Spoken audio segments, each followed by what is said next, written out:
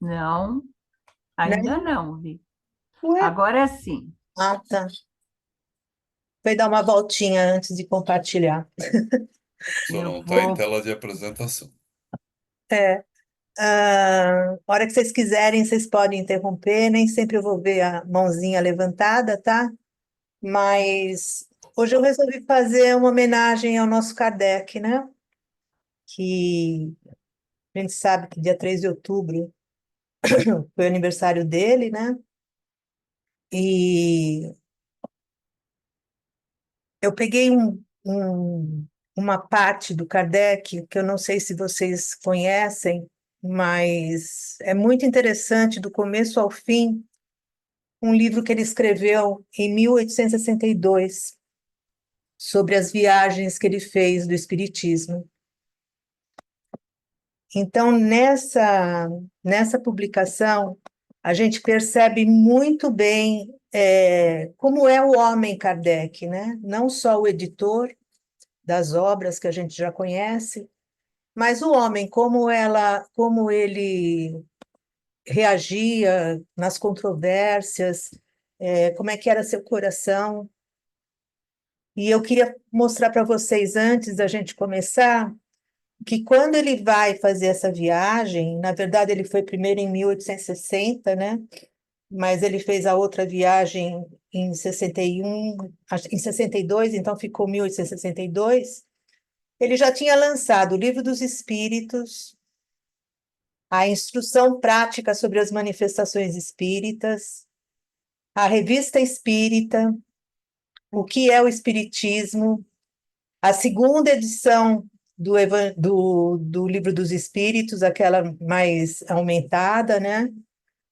O Livro dos Médiuns, e ainda o Espiritismo na sua mais simples expressão, a segunda edição, né? A terceira edição do que é o Espiritismo.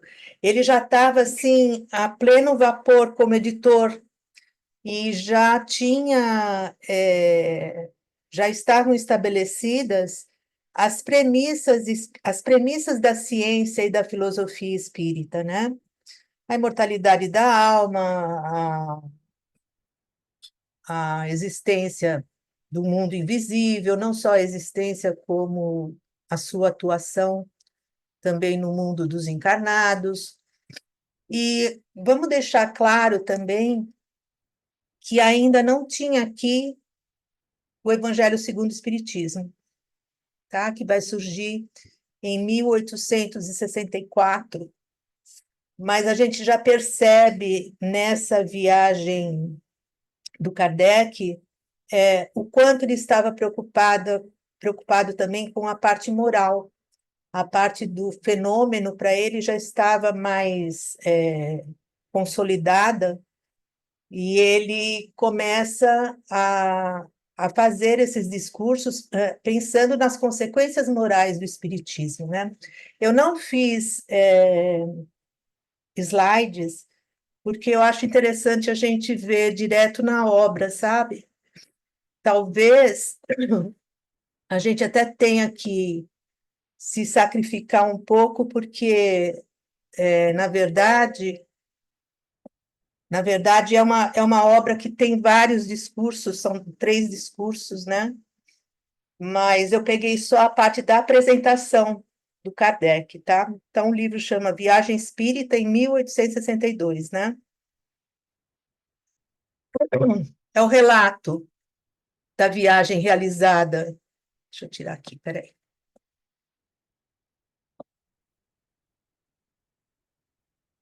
Diminuir um pouquinho. Se eu diminuir, vê se vocês conseguem ver para eu não comer as letras aqui. Peraí. Não tem o modo de apresentação, não, né? Não, não, é o livro direto, é o PDF do livro. Ah, tá bom, beleza. Tá bom? Aí eu fiz uns grifos no próprio original. Fica muito pequeno para vocês assim? Tá. Dá para ler para mim agora, para os outros, não sei. É? Então, peraí.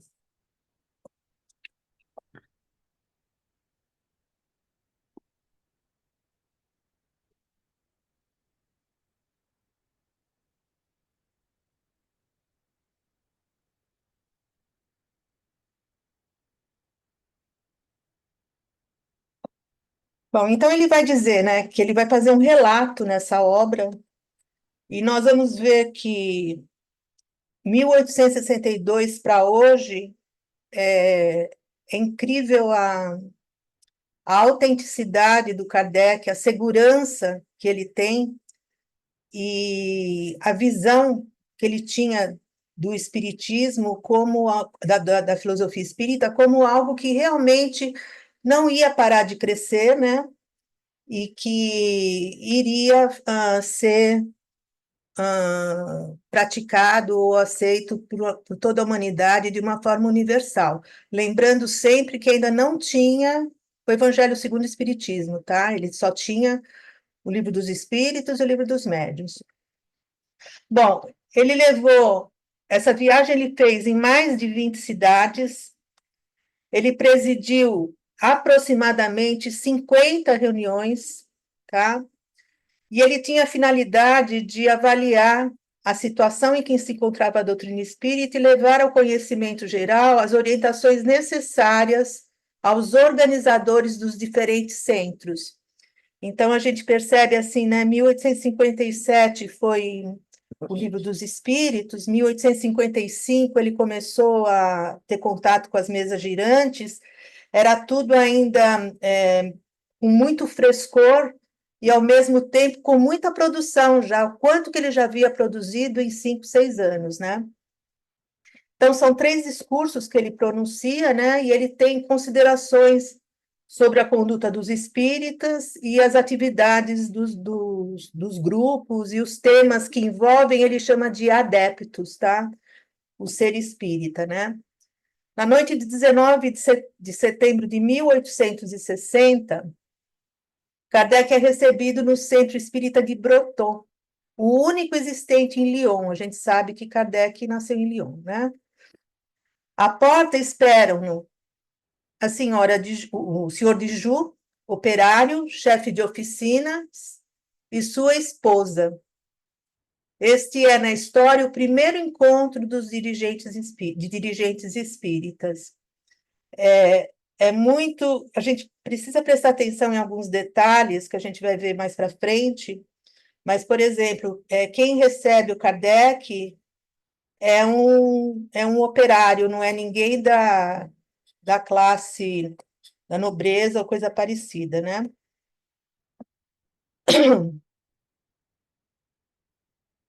Então, ele vai citar que, em 1860, essa viagem limitou-se apenas a Lyon, né, e outras cidades que se encontravam no trajeto. E no ano seguinte é que ele acrescentou Bordeaux, né, e agora ele está acrescentando Brotteaux, né, além das cidades principais. E ele diz que é importante tudo isso porque, no decorrer dessas viagens, ele recolheu uma série de episódios, né? Não sei se vocês estão vendo o meu cursor, e ele fala que um dia talvez terão o seu interesse, né? E uma vez que pertencerão à história. Hoje a gente sabe, com o Museu ACOL e com a Universidade Federal de Juiz de Fora, no projeto Allan Kardec, que muitos desses documentos, desses manuscritos, né, já estão à nossa disposição ali no site do projeto, o projeto Allan Kardec, para quem quiser ver. Esses documentos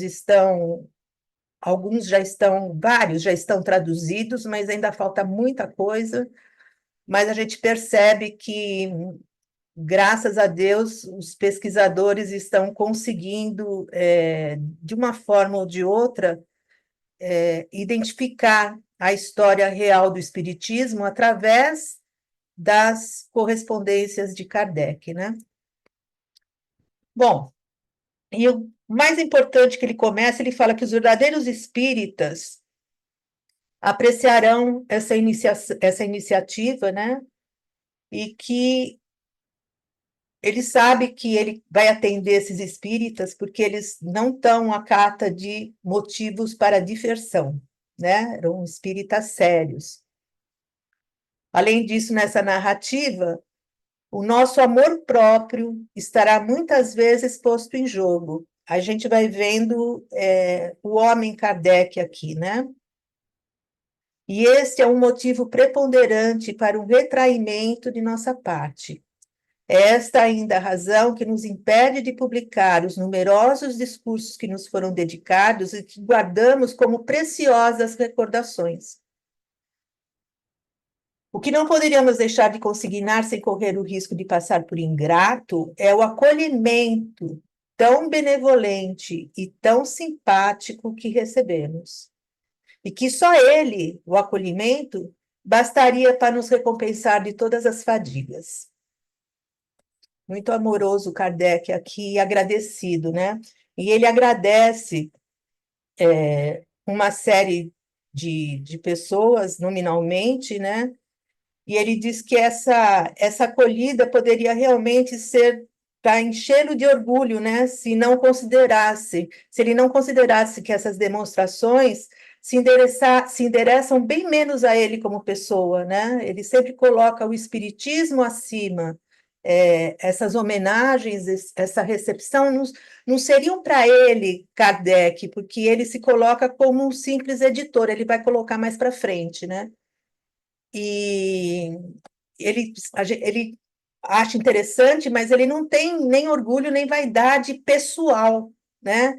Ele sente um orgulho, entre aspas, pelo tanto que a doutrina, pelo tanto que a filosofia espírita já havia atingido alguns países da Europa, né? E aí ele é muito bonitinho porque ele fala, né? Nada seríamos, né? E tão pouco alguém se preocuparia conosco se não fosse a doutrina. O primeiro resultado que ele viu foi o imenso progresso realizado pela crença espírita. Então, ele vai citar que quando ele foi na primeira viagem a Lyon, em 1860, tinha 5 ou 6 mil pessoas, mais ou menos. E esse ano se tornou impossível, né, de calcular, e ele avalia entre 25 e 30 mil, ou seja, isso em 4 anos, né? Lembrando, né, gente, que não tinha internet, não tinha telefone, eram cartas, né? Cartas que iam e vinham, né? E o trabalho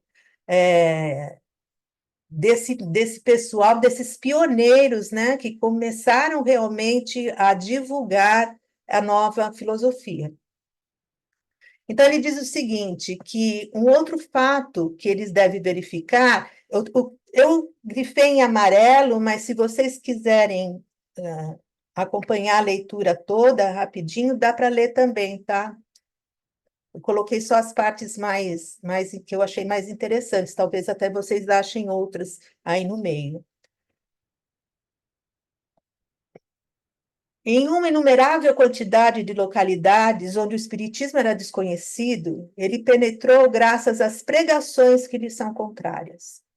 Vamos lembrar que Kardec é de uma época em que ele faz uma verdadeira crítica, né, aos dogmas, depois, né, e principalmente em função dos milagres de Jesus, etc. e tal, mas ele coloca um novo paradigma, né, na humanidade. O pessoal falava muito de imortalidade, de alma, isso desde Sócrates, né, da filosofia grega, mas ninguém explicava realmente o que era isso, como que era essa imortalidade, que mundo era esse, né? E aí é claro que ele recebeu muitos contraditores, né? Foi vítima de muitos contraditores, não foram poucos, principalmente os religiosos. Aliás, os religiosos e os científicos, né, da época que eram vindos do iluminismo, que não queriam ter nada de fé, mas também que a ciência era tudo o que podia constatar, mas era aquela ciência que só via o mundo concreto, né? Então, ele estava desbravando um novo cenário. Eu gostei muito de ler já li esse livro acho que umas 4 ou 5 vezes, porque cada vez que eu leio, eu sinto o Kardec bem pertinho da gente, sabe? Então, ele fala que o Espiritismo penetrou graças às pregações que lhe são contrárias, né? E que fazendo-lhe notar, e que fazendo-se notado, inspiraram nas pessoas o desejo de investigar em que consistia isso, né? E aí, além disso, ele se provava pelo seu caráter racional, necessariamente adquirido pelos partidários, né? Então, a gente tem, não era algo no sentido só de uma crença, né? Mas era algo que estava fundamentado numa lógica. E aí ele fala que os livros deles estão sendo encomendados, né, por vários lugares. Ainda não tinha tido... já tinha tido o Auto de Fé de Barcelona, gente, em 1861, né, o Auto de Fé, Miriam? Não tenho certeza. Alguém pode ver para mim? Né? Porque se for, acho que o Auto de Fé é 1861. Então, assim, já tinha tido, inclusive, a queima, né, dos livros do Kardec, se eu não me engano, é 1861. E, mesmo assim, ele faz essa viagem para constatar como é que o povo está, e, ao mesmo tempo, eu percebo que ele é uma chama de esperança para o pessoal, né, que provavelmente se sentia perseguido também. Tá certo, é 1861. É 61, né? Outubro de 61, né?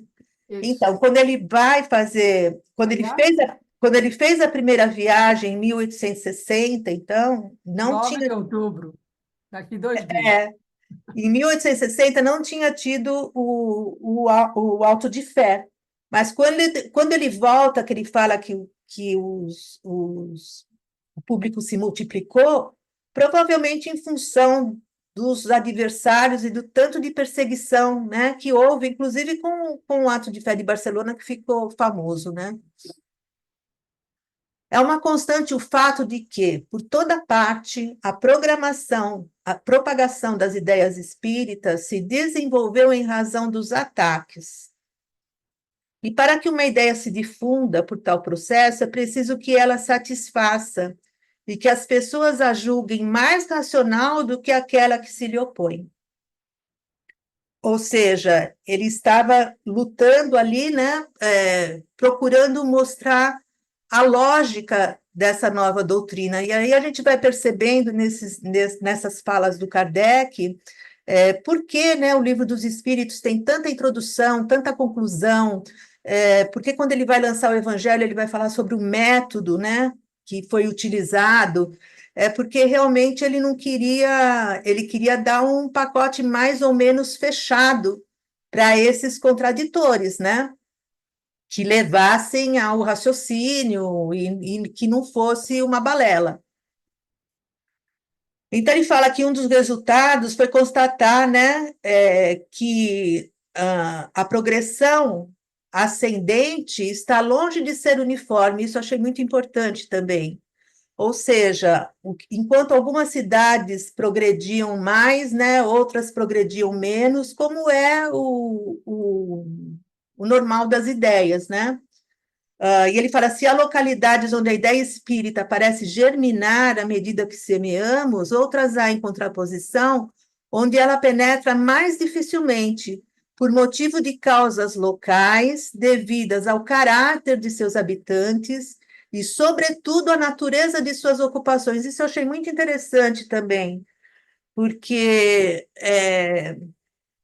a gente vai chegando à conclusão que o Kardec ele foi desbravando realmente um terreno, né, que ele sabia que não era fácil de desbravar. E então vocês imaginem Kardec tendo que manter a unidade dos ensinamentos dos espíritos e, ao mesmo tempo, ter tolerância e paciência para para as coisas superficiais, né, que não atingiam o núcleo da doutrina, como se diz hoje.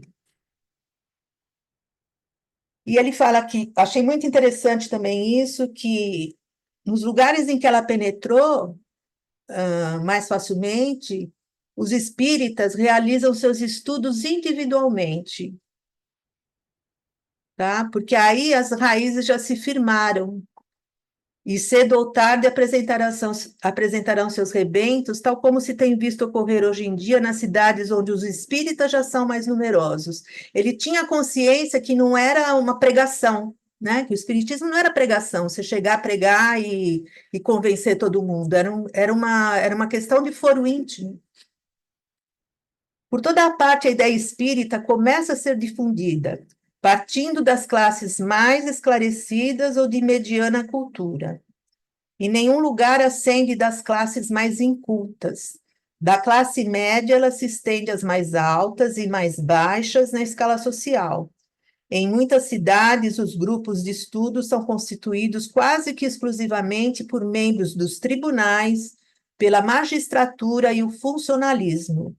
A aristocracia fornece também seu contingente de adeptos, mas até o presente eles se têm contentado em ser simpatizantes.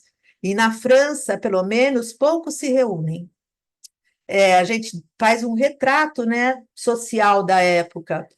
Essa observação do Kardec, dele perceber que, quando ele fala das classes mais baixas ou mais altas, ele não quer dizer em relação à classe de poderio financeiro, mas de cultura, né? E realmente, se a gente pegar a cultura do século XIX, eu ia fazer uma pesquisa, não deu tempo, mas eu queria saber como é que era a educação no século XIX, para a gente ter uma ideia se as mulheres estudavam. Eu penso que não, sabe?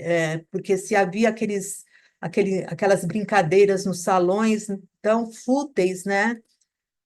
Poucos se interessavam pelo lado sério das coisas. Então, ele diz que a filosofia espírita ela penetrou muito mais nesses grupos onde havia uma maior cultura, né? Isso não quer dizer que o espiritismo não tenha tido adeptos de classes menores, né? Inferiores, se eu posso dizer inferiores. Tanto é que quem o recebe na viagem é um operário. Um fato talvez mais importante do que a constatação em termos de quantidade, resultado também de nossas observações, é a seriedade com que se encara o espiritismo.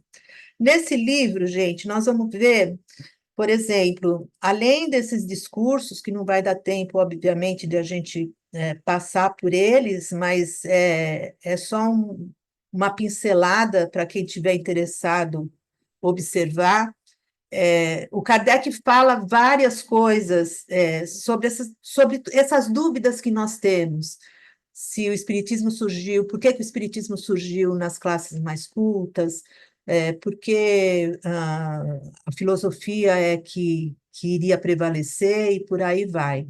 É preciso ler todos os discursos, que são 3, né, para perceber o homem Kardec conversando com seus companheiros, né, de doutrina. Onde quer que se pesquise, e podemos dizer com avidez, busca-se o lado filosófico, moral e instrutivo. Em nenhum lugar vimos a prática espírita reduzida a motivo para distrações, nem as experiências serem conduzidas como diversão. Vocês veem que as mesas girantes aí já perderam a graça, né? Elas saíram do espetáculo, das manifestações, para reflexão. Invariavelmente, as perguntas fúteis e as simples curiosidades são postas de lado.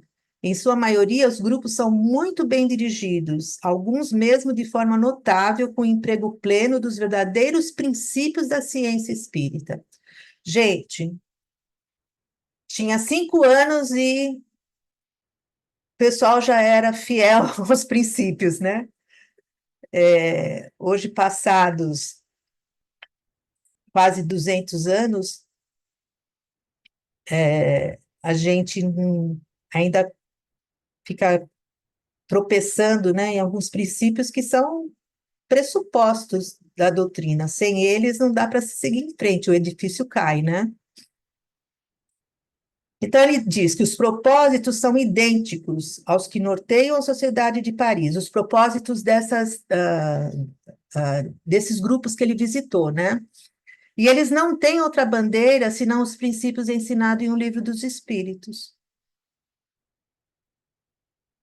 Nesses grupos reina, de modo geral, uma ordem e um recolhimento perfeitos.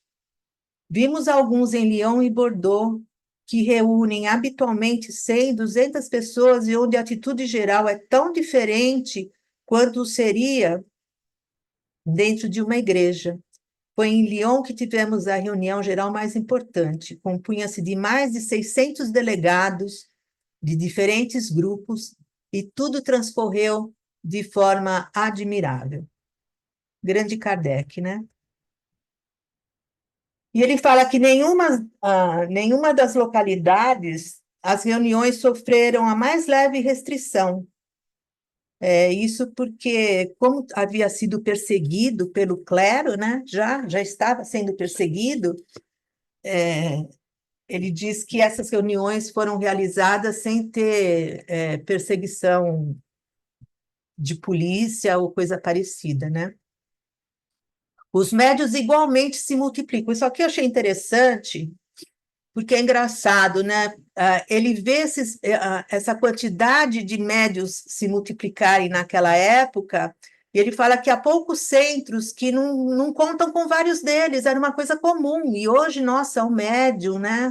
O médium tal, o médium fulano, o médium que vai receber, e por aí vai. Para ele era uma coisa natural, né? E conforme ia se descobrindo essa nova teoria, né, espiritualista, esses médiuns iam se apresentando, né, porque a gente sabe que a mediunidade sempre existiu. Não foi o espiritismo que inventou a mediunidade. E aí ele vai falar o seguinte: eu achei isso muito interessante, gente. Eu não sabia que existiam médiuns moralistas. Mas acho que esse moralista é um moralista no sentido de orientadores, né? Não no sentido de serem moralmente corretos, porque a gente sabe que perfeição não existe, nem naquela época também não existia, né? E ele fala que se encontra psicógrafos de diferentes gêneros, né? Que os que têm mais sucesso são os que empregam as suas faculdades em pequenos grupos, não são em grupos grandes, né? E aí tem os médiuns moralistas, é muito interessante o que ele comenta, que ele fala que são pouco divertidos para os curiosos. Curioso gosta do quê? De médium de efeito físico, né? E melhor farão indo procurar distrações alhures do que nas reuniões espíritas verdadeiramente sérias. Lyon possui vários médiuns desenhistas,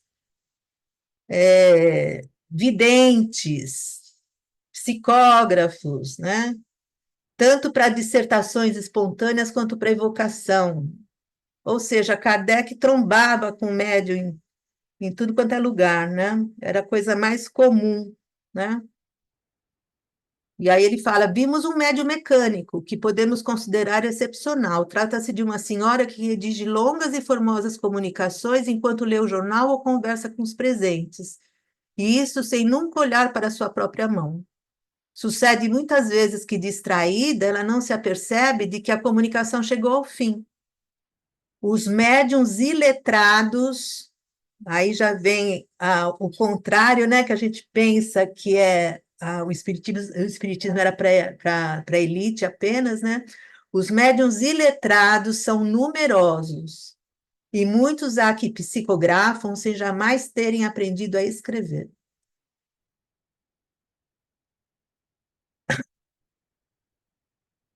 Ele fala que tanto o desenhista como o desenhista que não sabe desenhar, né, e o iletrado que não sabe escrever, causam surpresa com a mediunidade, porque eles conseguem escrever e conseguem desenhar, né? Mas é muito interessante, porque ele fala, achei bárbaro isso aqui.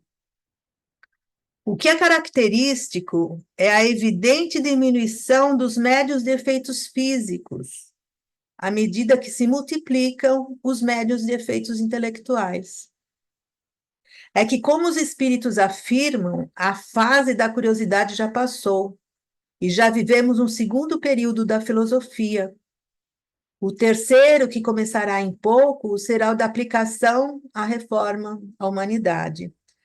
E ele observa que isso acontece porque os espíritos conduzem a doutrina espírita com grande sabedoria.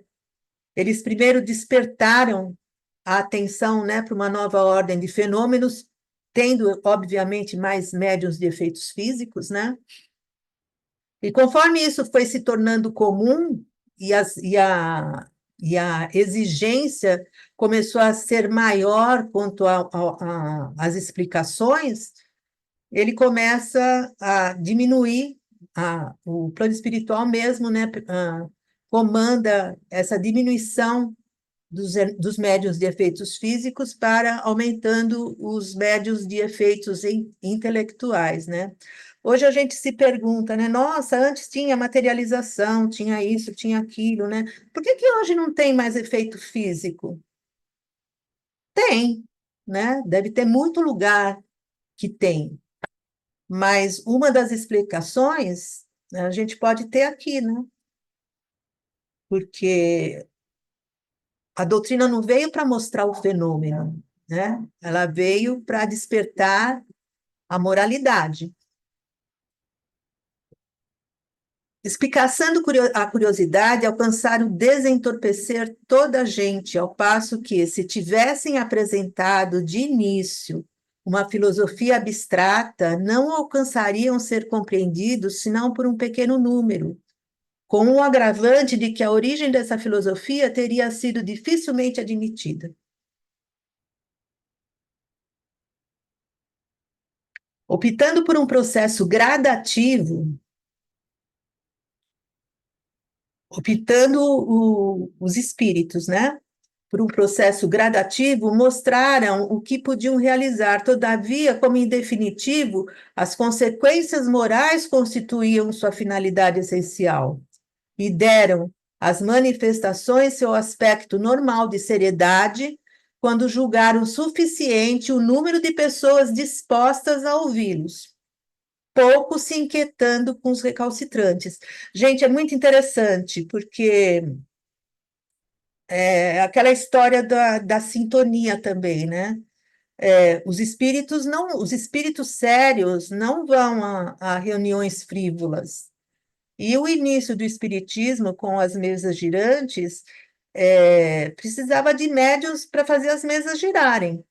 Mas depois, quando começa a entrar na fase da filosofia, eles vão precisar desses médiuns de efeitos intelectuais, e a gente efeitos intelectuais, porque a gente sabe também que esses médiuns acabam participando com a sua parte no espiritismo, né? O espiritismo é uma revelação divina e humana.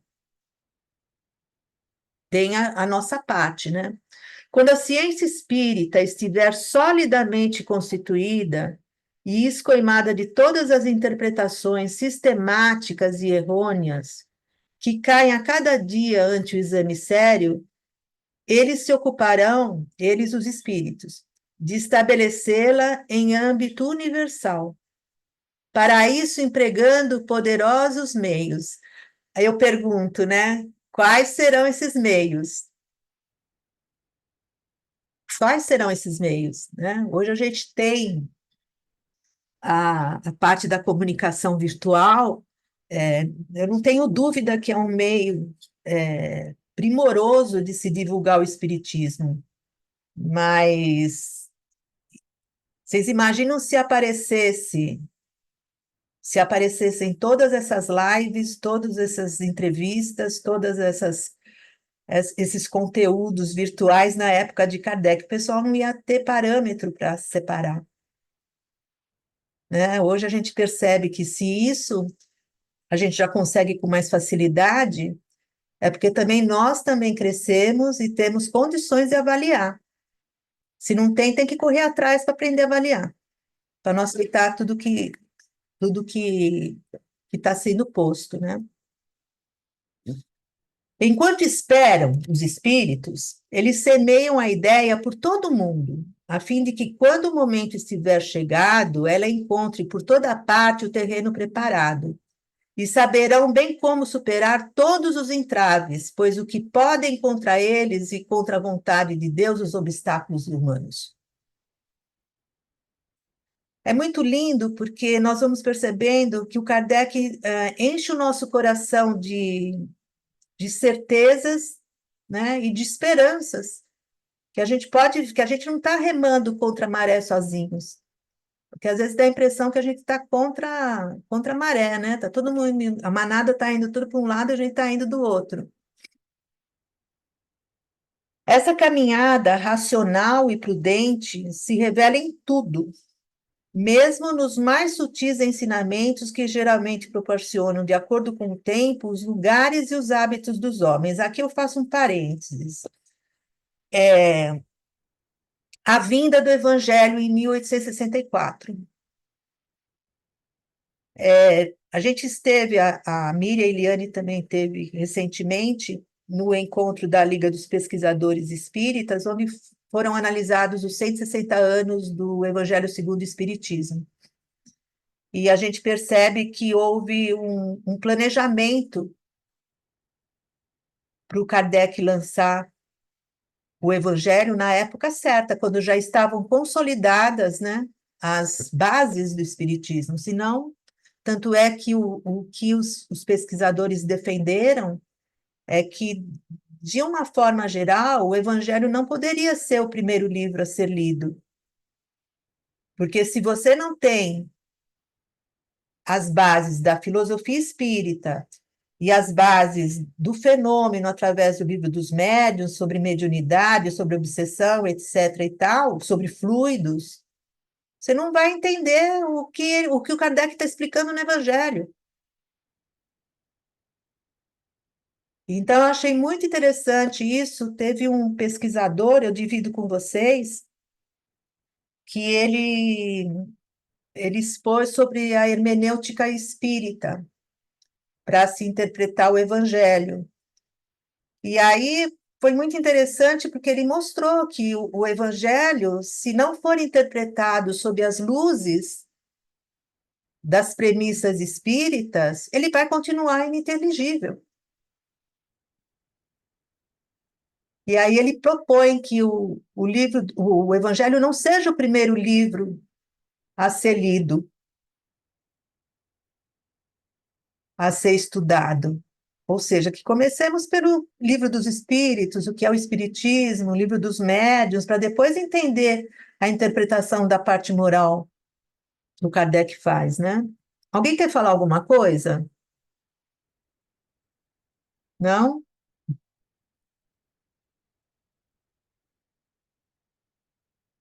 E aí ele fala que essa caminhada racional e prudente, ele percebe em todos os lugares, né?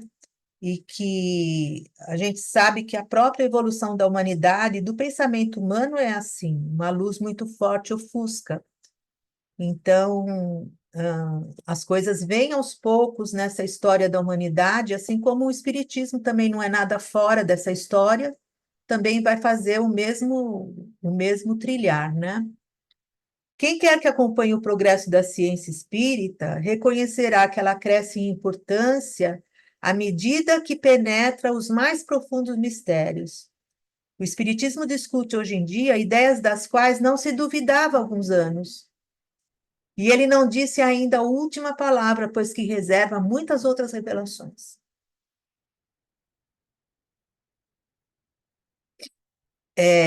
Acho que a gente era muito bobinho, né, nas dúvidas, né? O Espiritismo podia ter surgido antes, porque nem as perguntas certas a gente tinha para fazer.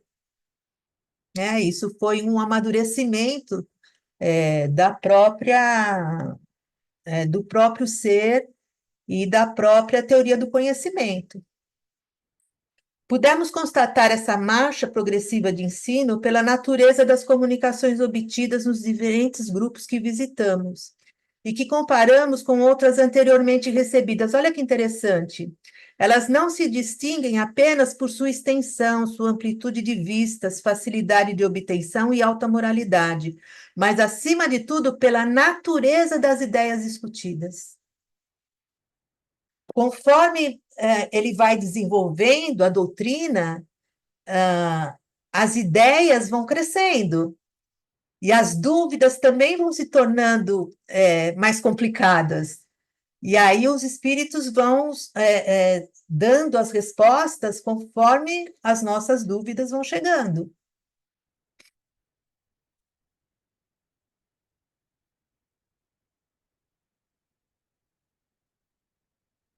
É muito lindo isso, né? Porque vocês imaginam se os 5 anos anteriores, quando estava todo mundo ainda nos salões vendo as mesas girarem, se aparecesse algum médium moralista, entre aspas, esse moralista vocês entenderam, né? Explicando a essência do espiritismo. Não ia ter quórum. Ninguém ia entender o que esse cara está falando, sabe? Porque não tinha nem surgido a dúvida. Então, a gente percebe que existe um planejamento, né? Desperta primeiro pelo fenômeno, depois vai refletir na filosofia, e depois é que vai se refletir sobre sobre as consequências morais, que é a prática disso tudo que a gente tem, né? Que é o mais difícil, por sinal. A gente sabe muito bem disso.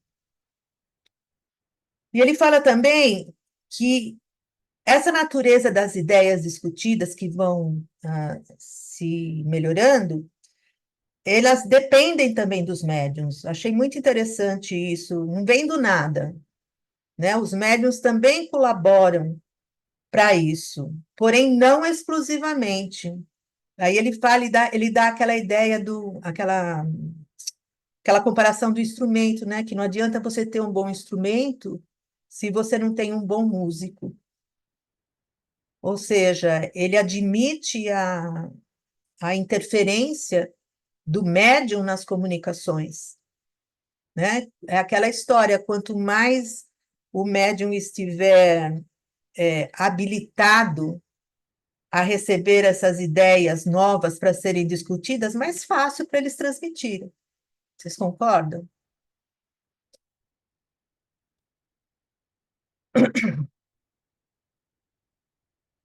Esse progresso não é geral.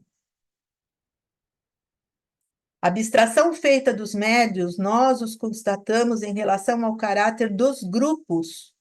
Atinge seu mais amplo desenvolvimento naquele onde reina, juntamente com a fé mais ativa, os sentimentos puros, o desinteresse moral mais intenso.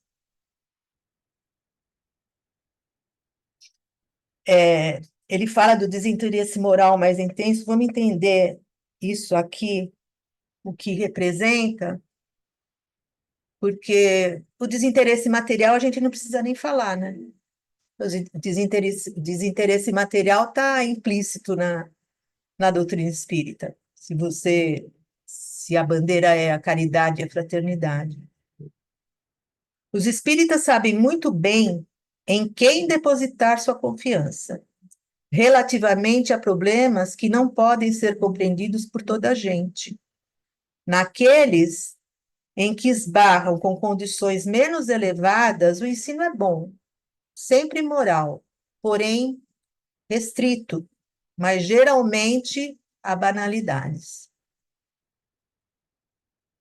Não vão se aprofundar, né? Por desinteresse moral, entendemos a abnegação, a humildade, a ausência de toda pretensão orgulhosa e de todo pensamento personalista postos a serviço do espiritismo. Seria supérfluo falar do desinteresse material, pois que essa é uma questão de princípio. Os médiuns interesseiros e profissionais são desconhecidos nas localidades onde estivermos. Gente, vocês imaginam o trabalho que teve o plano espiritual para não... com uma coisa, uma doutrina tão rica, tão cheia de informações, não se perder, pelo menos enquanto Kardec estava codificando, estava editando os livros, né? Quem fizesse profissão de suas faculdades, é um comentário dele, né? Não inspiraria nenhuma confiança, pelo contrário, seria repelido por todos os grupos. Essa atitude foi por nós constatada e registrada pessoalmente. Um outro traço característico à época é o número incalculável e em constante crescimento de adeptos que nada viram e que nem por isso são menos entusiastas, pois que leram e compreenderam. Aí ele cita uma cidade, né? E ele diz que um dos habitantes dessa cidade perguntou para ele se essa facilidade em aceitar a doutrina, pela simples teoria, era um bem ou um mal, porque ficava fácil, né? Se era atitude condizente com o espírito reflexivo ou superficial. Olha que legal que ele respondeu. Respondemos-lhe que a facilidade em aceitar a ideia espírita indica facilidade de compreender, que esta, como qualquer outra ideia, pode ser inata e que basta uma simples fagulha para fazê-la saltar de seu estado latente. É engraçado que, ao mesmo tempo que o Kardec ele enaltece o espiritismo, ele também o compara a como as outras ideias são aceitas ou são motivos de contradição. Não é um caso à parte, né? O espiritismo não é um caso à parte que, olha, aconteceu diferente de tudo. Não. Ele aconteceu como acontece em todas as coisas. Né? É difícil de compreender. Quem não compreende um texto fácil não vai compreender o espiritismo, como não vai compreender um tratado de física, como não vai compreender alguma coisa da medicina, e por aí vai. Então, ele diz que essa, como outra qualquer ideia, pode ser inata, né? E eu achei muito interessante isso. Essa facilidade em compreender denota uma evolução anterior. Seria leviandade aceitá-la sob palavra e cegamente. Esse, entretanto, não é o caso daqueles que só a adotam após haver estudado e compreendido. Eles veem através dos olhos da inteligência. Não precisa do fenômeno. Né? Eu não sei, eu nunca vi uma materialização e eu tenho certeza que isso é possível, né? Pela lógica e pelo que eu estudei.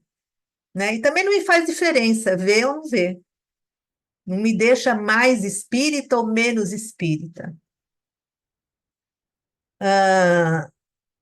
Então, talvez seja esse, né, os olhos do ser inteligente, né, dos outros que veem pelos olhos do corpo. O que ele quer dizer? Você vê com os olhos do espírito,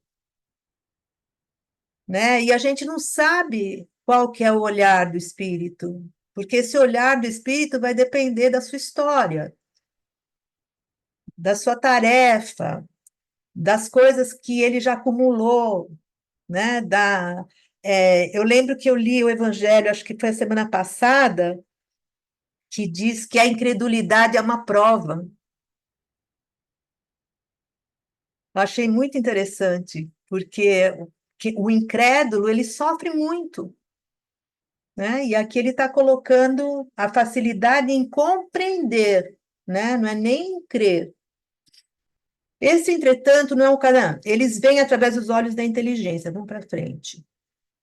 Para eles, a filosofia é o principal. Tem maior atenção ao fundo do que à forma. As manifestações são meros acessórios. Meros acessórios. A filosofia espírita explica-lhes o que nenhuma outra pode explicar. Ela satisfaz-lhes a razão por sua lógica. Preenche neles o vazio da dúvida. E isso lhes basta. Eis porque preferem-na a qualquer outro. E aí ele vai comentar também que os motivos, que a convicção varia. Cada um tem o seu motivo de convicção, né? E é verdade. Às vezes o que basta para um, né? O outro não faz nem cócegas. E é bem isso. Por quê? Porque existe a maturidade do ser espiritual também, né? Existe a maturidade, existe a influência do meio, existe a época histórica em que ele tá vivendo, e por aí vai. Ah, então ele fala que também existem indivíduos que não são convencidos nem por umas e nem por outras, né?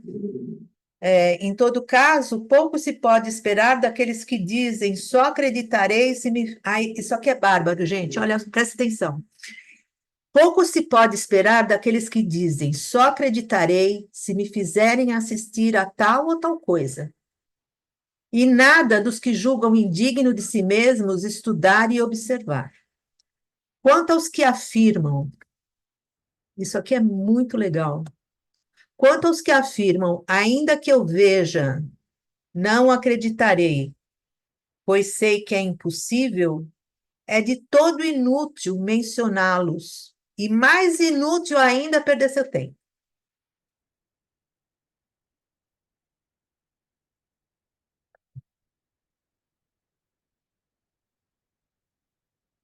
Aí a gente percebe que não tem pregação, né, gente? Hoje a gente vê tanto palestrante pregando, pregando, pregando, não adianta. Você tem que lançar a luz. Se é que você consegue lançar. Mas o que o outro vai receber é problema do outro, não é seu. Você não tem que convencer ninguém.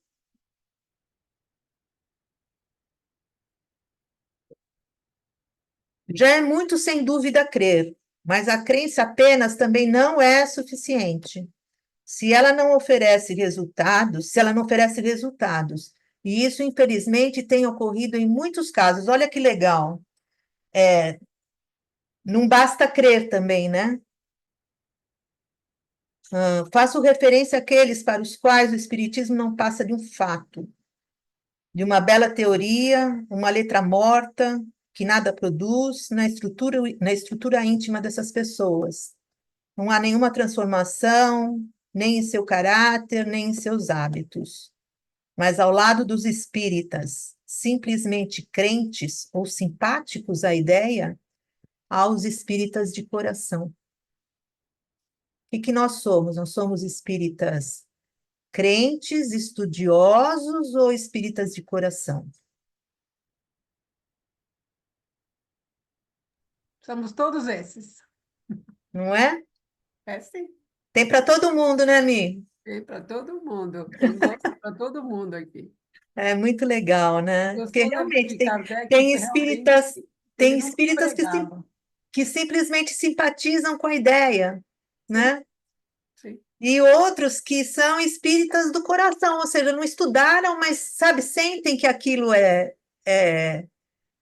atinge, né, o seu sentimento, a sua emoção, lhe dá as respostas.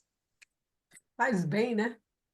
Acho que cada um é cada um, né, gente? Se a gente parar para pensar que nós estamos todos na mesma canoa, né, mas sentados em bancos diferentes, a gente percebe que cada um vai aprender de um jeito, né? A minha dificuldade pode ser num ponto que não seja a da Miriam, ou da Eliane, ou da Teresa, ou do Gabriel,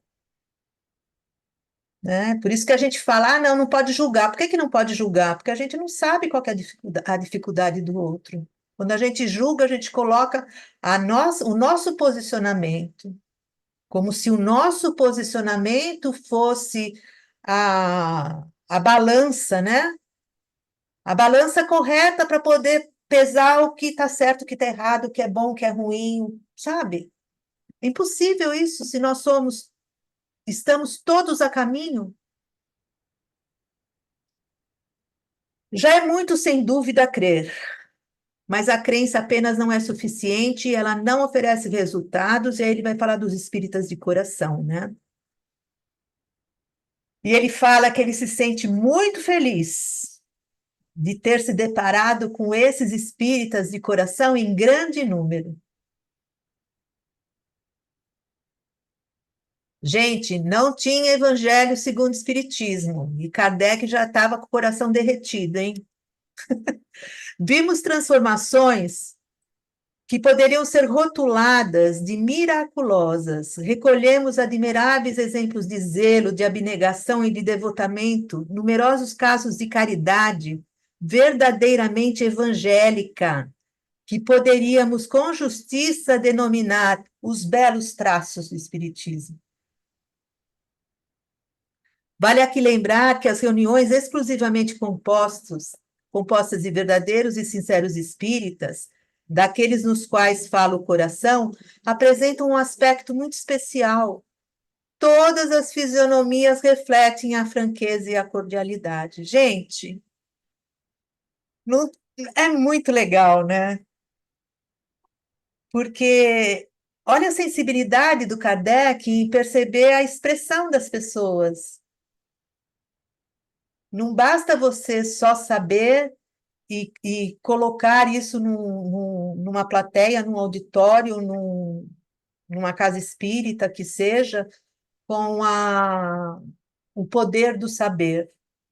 Não, é o seu coração que faz com que a gente se torne exemplo de zelo, de abnegação. É o exemplo que vai ensinar.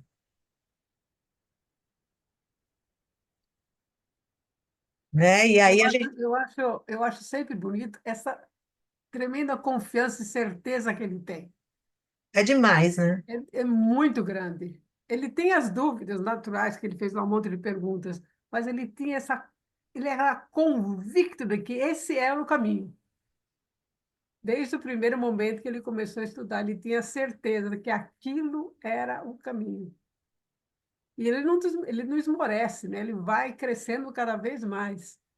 Senão ele não teria ido em frente, né? Mas E assim, é essa força, essa convicção inicial dele é que leva ele para frente. e outra coisa também que eu acho interessante, Miriam, é ele respeitar os diversos tipos de espírita. Sim, sem dúvida. Isso é muito Por causa legal. dessa confiança, entendeu? Dessa Isso é muito certeza. legal, porque você vê, você tem o espírita crente, você tem o espírita de coração, você tem o espírita estudioso, você tem o sistemático. Não tem uma caixinha para você colocar todos. Não existe isso. Sim, E mas ele, como ele mesmo fala, os belos traços do espiritismo era isso. e Toda ele essa divergência, essa diferença de uma coisa para outra, tinham a convicção de que tudo ia dar no lugar, no mesmo lugar, entendeu? sim, Essa sim. convicção dele inicial é que realmente carrega o espiritismo com toda essa força, senão Achei muito linda essa expressão, Miriam, os belos traços do espiritismo, sabe? É, achei muito bonito. No sentido das pessoas transparecerem coisas boas, né? Sim, É aquela coisa do o bem e o belo, né? sim. Os traços são belos porque é o bem que está ali, né? São belos porque é divino, porque vem de cima, porque é o trabalho em parceria do homem e de Deus. É por isso, né? É incrível, a lucidez do Kardec é um negócio impressionante. Sim, Vale aqui lembrar que as reuniões exclusivamente compostas de verdadeiros e sinceros espíritas, daqueles nos quais fala o coração, apresentam um aspecto muito especial. Todas as fisionomias refletem franqueza e cordialidade. Nós nos encontramos à vontade nesses ambientes simpáticos, verdadeiros templos onde reina a fraternidade. é porque todo lugar que ele vai, ele é bem acolhido, né? Não tem, Se não, se não, não tem esse, disputa esse, ali, né? Não esse tem exemplo é disputa, muito, não tem violência, não tem nada ali. esse exemplo é muito legal para a gente pensar no acolhimento, né? O valor do acolhimento. O que a gente conhece, claro, é muito bom, maravilhoso, mas se a gente não souber acolher, nós não somos espíritas de coração, que são os espíritas onde se acha, como é que é? Onde reina, verdadeiros templos onde reina a fraternidade. E a fraternidade não é bandeira para a gente? A caridade não é bandeira? Então, assim, eu fico pensando. Ah, tem um pedaço mais para frente, não vou falar, senão eu vou dar spoiler aqui. Tanto quanto os homens, os espíritas aí se comprazem, e é então que se revelam mais expansivos, que oferecem as orientações de caráter mais íntimo. Pelo contrário, nos ambientes onde se registram divergências de sentimentos, onde as intenções não são puras, ou onde se observa o sorriso sardônico e desdenhoso em certos lábios, onde se sente o sopro da malquerência e do orgulho, onde se teme a cada instante pisar o pé da vaidade ferida, há sempre constrangimento, embaraço e desconfiança. Em tais locais, os próprios espíritos são mais reservados. Eles não são bobos, né? Você chega num lugar onde todo mundo está de cara fechada. Você vai chegar lá sorrindo e dando uma de tonto? Não. Você não vai conforme o ambiente, os espíritos também. Em tais locais, os próprios espíritos são mais reservados e os médios muitas vezes veem-se paralisados pela influência dos maus fluidos que sobre eles pesam como um manto de gelo.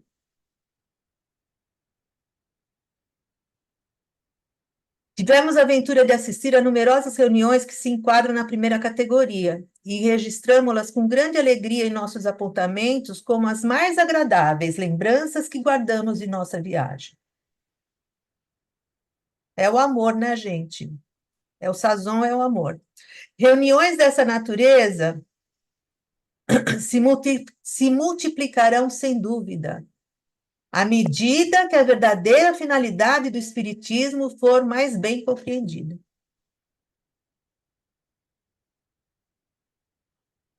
Essas são igualmente as que fazem a mais frutuosa e mais sólida propaganda, pois que reúnem pessoas bem-intencionadas e preparam a reforma moral da humanidade, pregando pelo exemplo. É notável. Até que horas eu posso ir? 9h15? Pode ser? Pode? Pode. Ah, eu estou achando que eu não vou terminar, viu? Não tem problema. Tá? Mas a gente pode retomar a hora que vocês quiserem, porque está pronto, tá? Se vocês quiserem continuar, a gente pode continuar. Inclusive, podemos até fazer umas reflexões sobre os discursos também, né? Se Sim, der tempo mais para frente. sim. E aí ele vai falar das crianças, né?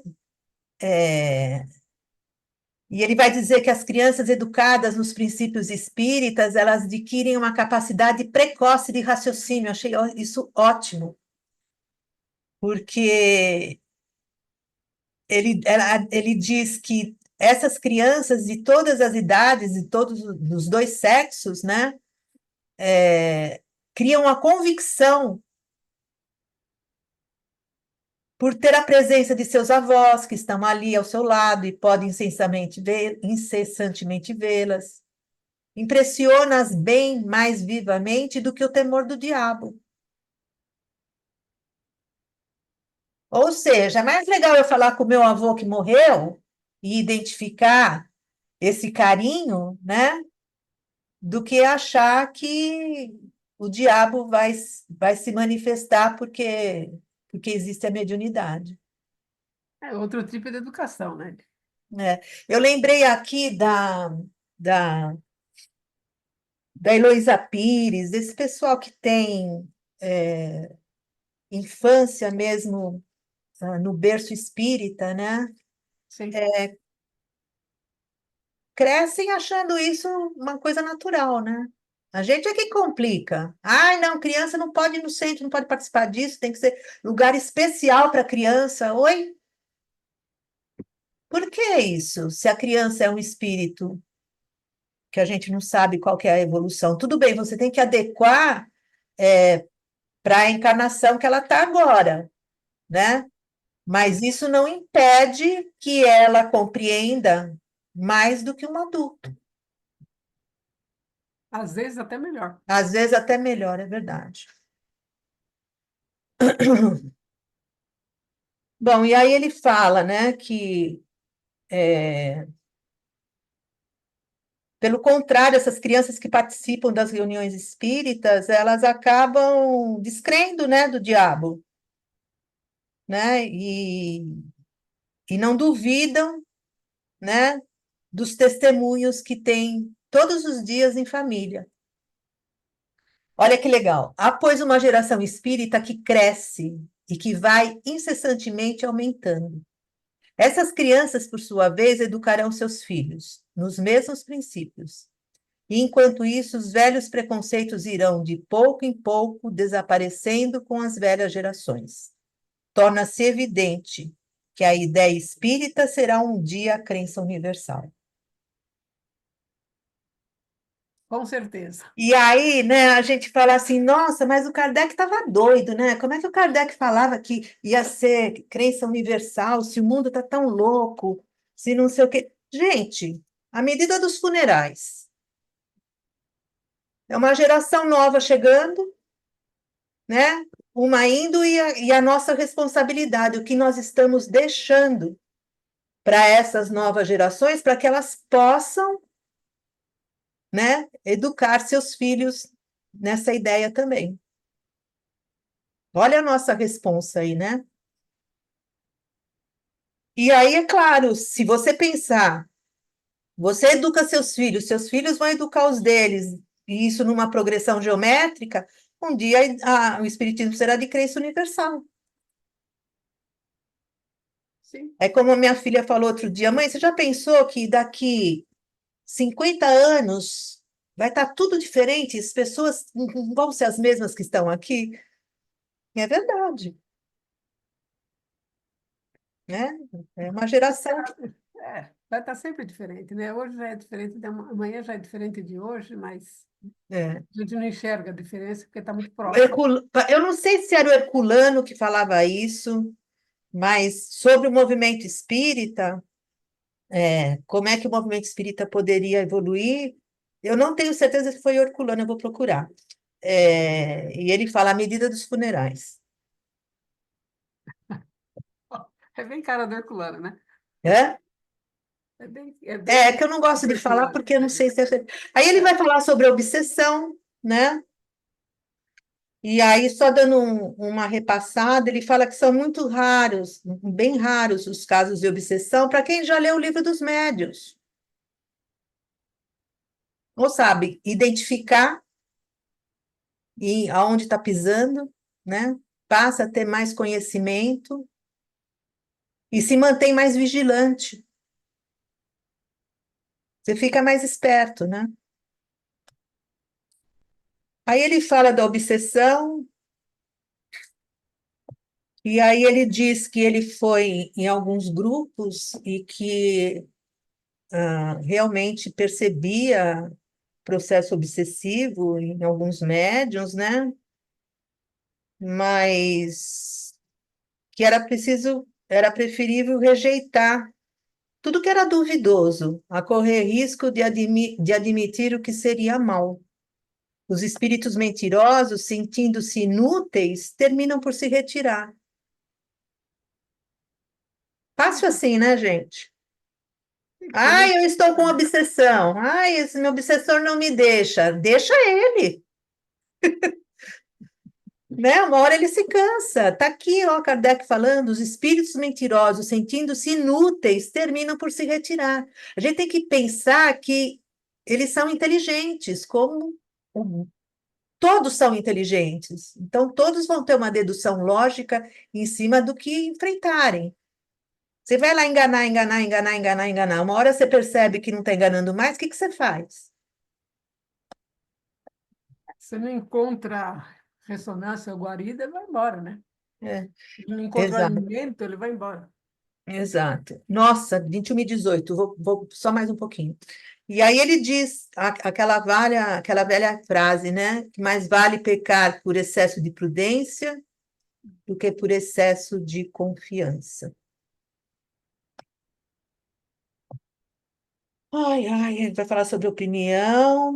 O que eu queria passar para vocês era a moderação, né? Que o Kardec ele comenta que todas as atitudes de moderação que ele teve foram elogiadas pelos grupos, né? Porque enquanto uns falavam, ah, não, você sendo moderado, muitas vezes você não toma partido, e aí ele vai desenvolver isso, dizendo que a gente será julgado, será constatado como bom espírita, a história, prezado mestre, da mesma forma que vossos. Isso daí é um companheiro falando num discurso para ele, tá? Então, ele fala, a história, prezado mestre, mestre Kardec, né? Da mesma forma que vossos contemporâneos, e melhor ainda do que esses, levará a vosso crédito essa moderação, quando constatar por vossas obras que as provocações da inveja e do ciúme, opusestes apenas à dignidade do silêncio. Entre eles e vós, a posteridade será o juiz. Gente, eu vou parar por aqui, porque Tá tem. ótimo, muito bom. Hã? Tá Tá bom, ótimo, né? Tá bom, senão. Hã? tá ótimo. Porque eu tenho mais umas coisas aqui, mas aí para me explicar direito também fica chato. Eu faço o convite, né? Para quem não leu, para ler o Viagem Espírita, porque realmente consolador esse livro, no sentido da gente perceber a humanidade de Kardec, né? E a gente perceber que as coisas não foram fáceis para ele, obviamente. Ah, Kardec foi a parte encarnada do Espírito da Verdade para poder. Não, não foi fácil, foi difícil. O cara foi lá de carro, de charrete, lá ver se estava tudo bem, entendeu? E é muito gostoso a gente ler, porque a gente percebe Kardec enfrentando os problemas que a gente enfrenta e constatando o valor da essência da filosofia espírita. E como disse a Miriam, é incrível a confiança dele. É por isso que ele confiava, né? Porque ele tinha um espírito lógico e sabe aquela história, só pode dar certo? Sim. Isso é tão lógico que só pode dar certo, não tem como não dar certo. Pode até retardar, né? A gente pode retardar a marcha das coisas, mas que vai dar certo, vai. Então, gente, eu fico por aqui. Se alguém quiser falar alguma coisa. Kardec, Tem gente. Kardec, gente como a gente, né? a viagem espírita, tem para download, tem um monte de versões, tá? De tradutores. Ai, muito lindo. Aí você escolhe lá. Tem, E inclusive, assim a gente vai vendo, Miriam, também a sensibilidade, a acuidade do Kardec nas emoções para prestar atenção no outro, para ver que o olhar do outro era um olhar de felicidade. Gente, você percebe que ele não é fraco, não, né? Ele é um cara extremamente observador. ele não poderia ser diferente. Não poderia ser. E aí eu me pergunto, né, quantas vezes você entra na casa espírita e percebe se o outro está feliz ou não? Kardec fez isso. O Entrava nas filósofo, reuniões e percebia isso. o filósofo é um grande observador. Oi? Sim. O filósofo sempre foi um grande observador, né? Sim, claro, claro. É Você verdade. sabe, você sabe que, independente do tipo de espírita que Kardec viu na frente dele nessa viagem e que nós, nos dias de hoje, encontramos, é legal essas definições aí, né? Eu também não tinha visto nenhuma delas assim. O que é mais importante é que os pilares da doutrina espírita estejam firmes e sólidos, Sim. né? Porque e onde eles estão sólidos, né? Pelo que eu entendo, na filosofia, na lógica e no uso metodológico da razão, né? Porque quando entra no campo das práticas mediúnicas, nos dias de hoje, inclusive, nas escritas psicografadas, nas opiniões, né? Muita gente encontra críticas ao espiritismo, né? Porque tem muita gente mesclando opiniões e práticas suspeitas, sabe? E o espiritismo perde muito com isso, né? É. Atrasa, né? Sofre acusações, incompreensões, e isso degrada o espiritismo, infelizmente até hoje, É. né? Então, eu vejo Kardec entusiasmado, motivado, vendo pessoas simples que não são da nobreza, não entraram em Sim, universidades e tudo, mas eu acho que o que eu quero dizer com isso é o seguinte: o pilar da doutrina espírita é o mais importante do que propriamente agora o interesse nos fenômenos, sabe? Eu, porque os fundamentos, os princípios do espiritismo dá muito mais certeza de que é uma doutrina espetacular, maravilhosa, do que essas práticas mediúnicas mentirosas que andam por aí, sabe? É, verdade. a Thelma colocou aqui no chat que no livro dos médiuns, vocês leram? Número 193, o Kardec fala dos médiuns moralistas e filósofos. Livro dos Médiuns 193. Obrigada, Thelma. Vou até olhar também. Eliane, Os princípios é, da doutrina são universais, gente, sempre existiram. Sim, Não foi o Espiritismo que trouxe os princípios da doutrina, eles sempre existiram. sim, São, são universais e existem desde sempre. Kardec, como a gente fala, ele só veio trazer para nós, junto com os espíritos, fez essa grande obra que é para que a gente estude, né? é. Agora, o que eu achei mais interessante ao ler a viagem é eu me tocar que ainda não tinha o Evangelho, Ele vai escrever depois, né? bem depois. Então, quer dizer,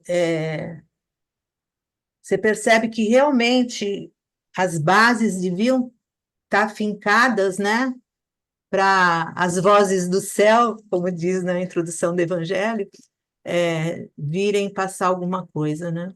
Ele tem que estar preparado também, né? Sim, ele se retira, né? Sim. Ele vai para a praia. Ele vai pro lugar. some da cidade. Mas a gente não adianta ir para a praia, não, né? É, A gente até vai. é verdade. Para fazer isso, para fazer exclusivamente para se dedicar. A gente não vai para a Paulo, praia, ficamos aqui na nossa live aqui, que é muito bom. Paulo, Oi, o Paulo Paulo. quer falar. Fala, Paulo. Eliana, você coloca aí a questão da pregação, né? Que não pode ser apenas uma pregação. Esse fato, esse aspecto é interessante. Mas quando você vai às instituições espíritas, às casas espíritas, o que há realmente é assim uma certa incursão muito intensa do Evangelho, né? Em relação à religiosidade, um certo igrejismo, uma adaptação, né? Não sei se isso é em decorrência da dificuldade que nós temos de controlar aí as forças de tendências originárias, né, do nosso histórico existencial. Eu acho que a gente tem uma tendência tão grande de religiosidade igrejeira, digamos assim, né? Que fica difícil. E quando você chega nas casas espíritas, realmente a incursão se aproxima muito desse formato, né? É uma pregação mesmo, o tempo todo, né? Principalmente na questão da... Você tem que, né, trabalhar a sua reforma íntima. Sim, mas a gente percebe que isso vai. Quando a gente lê o Viagem Espírita, a gente percebe que isso vai ser uma fase só. Isso vai passar. Isso vai dar certo, né, Não, Miriam? certamente, eu só estou observando É muito lindo. exatamente isso, que Sim, sim, a gente interessante. está muito longe. A gente Exatamente. ainda está longe. Uhum. Vai E passar. outra, Paulo, também, não precisa nem ir na casa espírita, sabe? Ah, eu falo por mim. Se alguém me pergunta alguma coisa, eu vou, sabe, falar tudo que eu conheço. Será que eu estou olhando no olhar dessa, sabe, dessa pessoa para ver o que que ela está querendo realmente? Se ela Exato. está precisando dessa informação, ou se ela está precisando de um abraço, por que que ela está perguntando isso? Eu acho que isso o Kardec tinha e a gente está perdendo. A percepção do acolhimento, né? É essa a Sim. dificuldade. Essa percepção Porque que é tão importante que quando você tá com alguma dificuldade, com alguma dor, você não quer saber o que que é o espiritismo, você vai querer saber depois. Você vai querer exatamente. um abraço, sabe? Alguém que te ajude, que te auxilie naquela caminhada. É uma coisa que você vai adquirindo aos poucos, né? Você vai adquirindo aos poucos. E a casa espírita, como disse o Herculano, né? Se ela tivesse noção da importância social que ela tem, né? Ela já teria mudado o mundo, Sim, com certeza. né? Porque é lá que você recebe todas as dores, os sofrimentos, né? As dificuldades, lá que você tem as imperfeições para lidar. E a gente percebe essa maturidade espiritual do Kardec em lidar com o contrário, em lidar com o contraditor, é um negócio fabuloso. E o que mais nós precisamos atualmente é lidar com o contraditório, né? Sim, Em todos os setores da vida, né? Em toda a convivência social, a dificuldade é lidar com o contraditório. é, é o As espírito, é o, escolhas, es- a gente as próprias escolhas. cultivar um pouquinho, né, Paulo, o espírita de coração, né? Exatamente. E estudar um pouquinho Hegel também, né? Verdade. Bom, Pessoal, podemos encerrar? Sim, Sim? mas eu acho que o Muito bom. igrejismo, né, ou a pregação só vai parar o dia que o pessoal entender que tem que Ah, estudar sim. Miriam, coisa vai dar de certo, ciência, Miriam. filosofia, as três não pode separar. A hora que separa, então se foca num É lado só. verdade, E é verdade. tem que estudar os três juntos. É Não muito dá pra legal a ficar- gente pensar, Não dá. tentar pensar como Kardec pensava, né? Sim, ele pensava os três juntos. Ele Como tinha a Kardec ciência, ele tem pensava a nas filosofia, coisas, ele tem a consequência moral. Ele trabalhava né? os três juntos. Que a gente tem muito isso, né? Ah, como é que Jesus agiria numa situação dessa? A gente nunca pergunta, mas como é que Kardec reagiria? Como é que Kardec pensaria nisso? Quando a gente vê algum perrengue espírita, a gente não pensa. E o Viagem Espírita nos dá a Dá. personalidade do Kardec. Cabinho todo. Gente, eu vou parar, porque senão a gente vai até. Chega, 9h30. Obrigado, Lin. Foi muito gostoso Foi a muito Beijos viagem. a A gente todos, viu? viajou junto. Uma boa Obrigada, noite. Tchau. Tchau, Juliana. tchau. Boa noite, viu? Boa semana. Obrigada. Obrigadão. Boa noite para todos. Boa noite.